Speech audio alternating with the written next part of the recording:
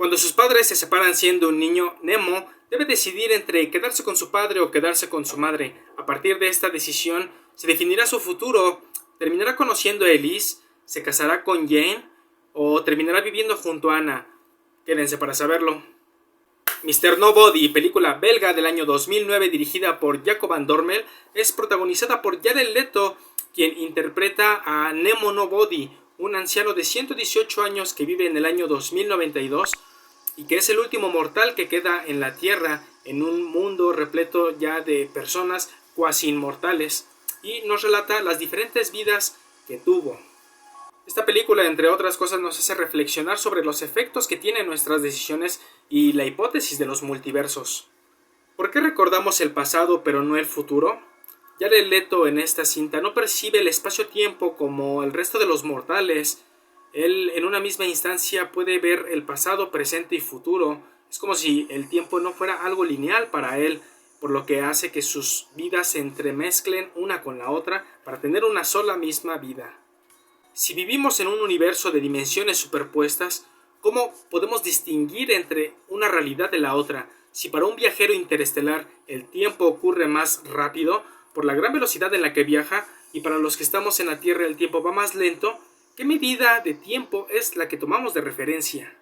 El tiempo, por lo menos como lo conocemos, es únicamente una medida de referencia que experimentamos los humanos solo en una dirección, pero ¿y si una de las dimensiones que no experimentamos no fuera espacial sino temporal? ¿El ahora realmente existe o es el tiempo una creación de la mente? ¿Quién podría afirmar con certeza lo que es el tiempo? Porque hasta donde sabemos, el tiempo es solo una construcción del humano. Por ejemplo, todo aquel que vea este video ya sabrá lo que sucede al final. Yo, por otro lado, en este momento pienso que estoy eligiendo lo que diré y lo que haré. Esto a pesar de que ustedes ya sabrán lo que haré. ¿Sí me explico? Entonces, tal vez, si el tiempo es una ilusión y la historia ya ha sucedido, quiere decir que la libertad también es una ilusión. El pequeño Nemo, cuando está decidiendo entre irse con su mamá o con su papá, es incapaz de decidir ya que no sabe qué es lo que va a pasar. El problema es que cuando ya lo sabe, cuando conoce las realidades de los diferentes multiversos, él también es incapaz de decidir. O sea, al final no puede decidir ni por una ni por otra, porque al principio no decide porque no sabe, y después no decide porque ya lo sabe. Entonces aquí hay una especie de paradoja.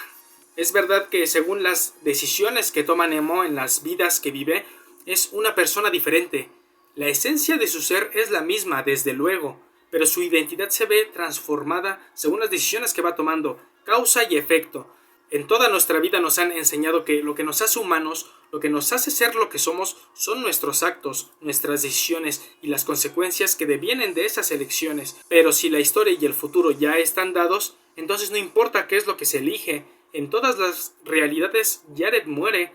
Las naves del espacio son destruidas por meteoritos, termina ahogado en su auto, muere en el quirófano siendo adolescente, muere al ser anciano. Todos los caminos llevan a Roma. Todos los caminos son verdaderos, pero cuando llega la hora de las 5:50 am del 12 de febrero del 2092, el Big Crunch, todas sus realidades vuelven a vivir. Ocurre entonces el principio de entropía, en el que el universo se mueve hacia un estado de disipación, la tendencia del universo a evolucionar hacia un estado de desorden creciente, el Big Crunch, que es como un chicle irrompible que se estira y se estira hasta alcanzar su límite máximo. Al llegar ahí, se contraerá hasta alcanzar su forma original.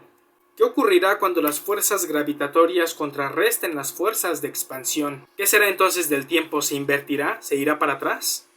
Nadie sabe la respuesta, porque no es que no la haya, seguro la hay, simplemente que no la comprendemos. Por eso al principio nos ponen el experimento de la superstición de la paloma, excelente analogía, porque en este experimento nos muestran que a la paloma se le da de comer cuando aprietan un interruptor, pero después se la dan sin que apriete este interruptor. La paloma comienza a aletear, la paloma aletea porque llama a esa comida. Cuando aletea y le dan de su alimento, la paloma piensa que es por aletear la razón por la que se la dan.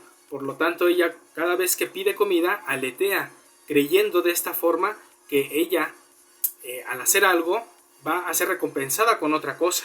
La superstición de la paloma consiste en que las personas estamos convencidas de que nuestros actos tienen una influencia decisiva en lo que ocurre, pero no es así. La paloma vive engañada, vive en la ignominia, y nosotros los humanos también.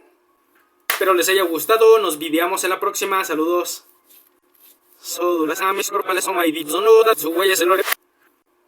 Sonamos ortoson, ainimon y el evi badañan evi, amo la pal, y se hace un ore, el rujo, con la bici se desneulfmi,